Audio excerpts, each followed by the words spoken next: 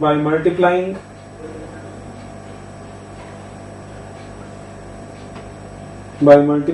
the expression for acceleration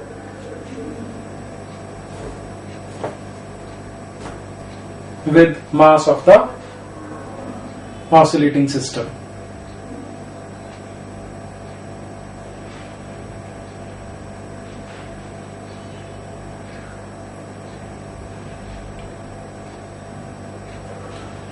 mathematically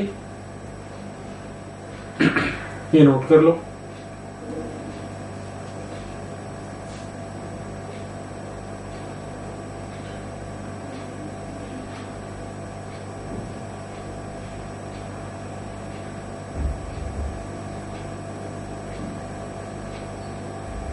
कर लिया?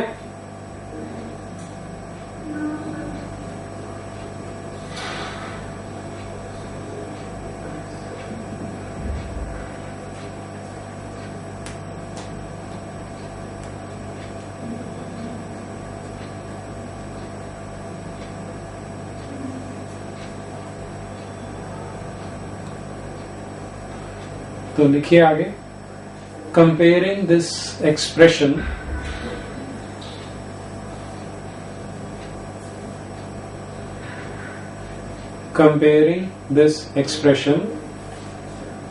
with the expression for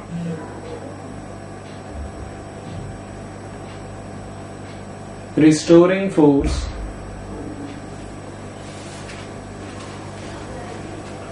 of a spring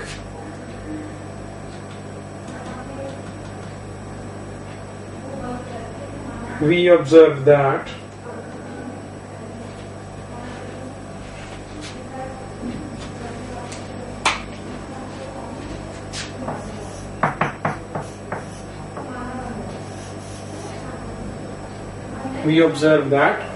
the quantity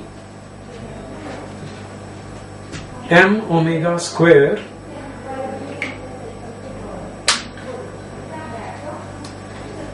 is comparable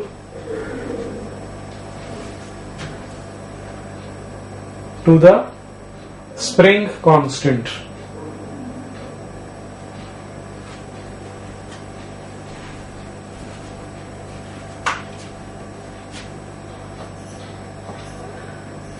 Therefore,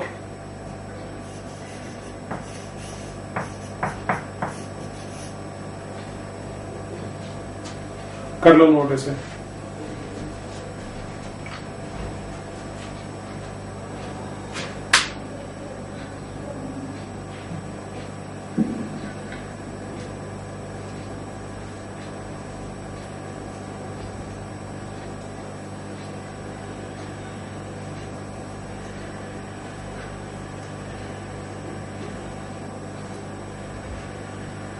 कर लिया जी। तो नेक्स्ट हेडिंग लिखिए, frequency of an oscillator. Frequency of an oscillator.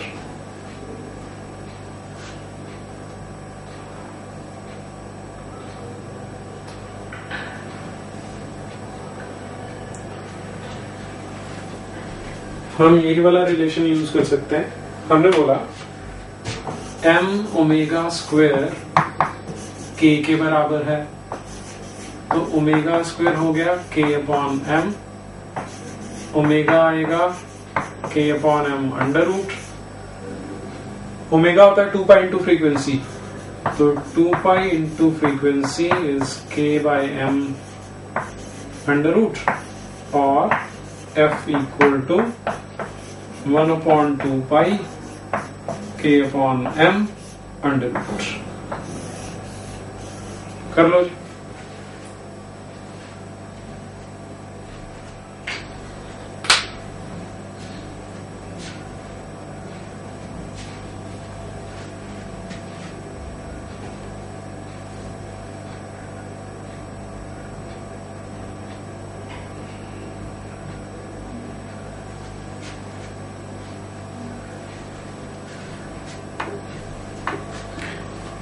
Next लिखो, time period of an oscillator.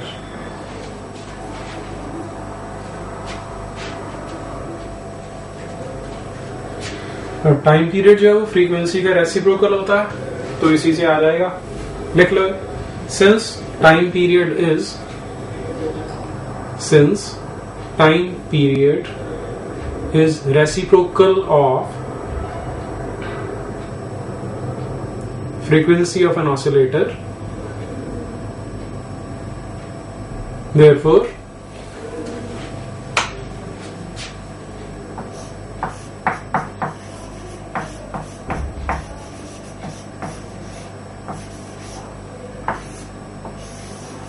Time period को capital T से denote करोगे 2 pi into m by k under root.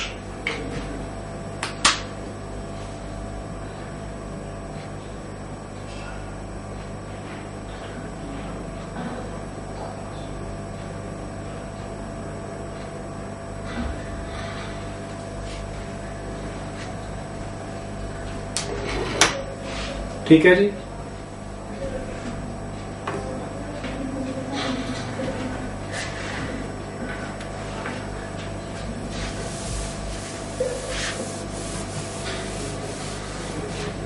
इसको जब हम जनरल फॉर्म में लिखते हैं तो जो मास है वो सिस्टम को इनर्शिया प्रोवाइड कराता है, इसलिए हम इसे लिख लेते हैं इनर्शिया फैक्टर, और जो K है उसको लिखते हैं स्प्रिंग फैक्टर। तो ऐसे भी लिख सकते हैं टाइम पीरियड को, नोट कर लो।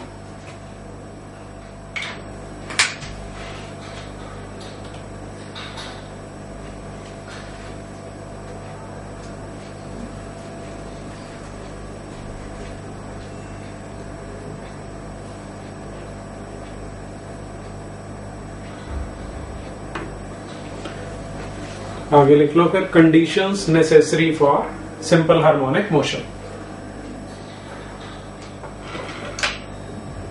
Conditions necessary for simple harmonic motion. पहला है प्रेजेंस ऑफ रिस्टोरिंग फोर्स,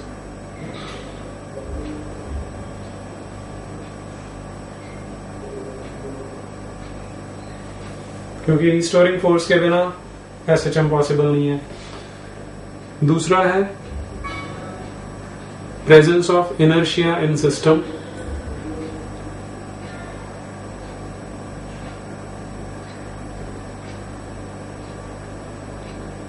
और तीसरा है presence of elasticity in the medium,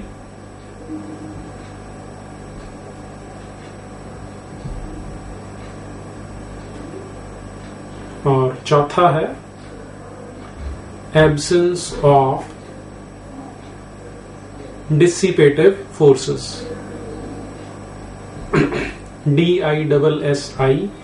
DISSIPATIVE।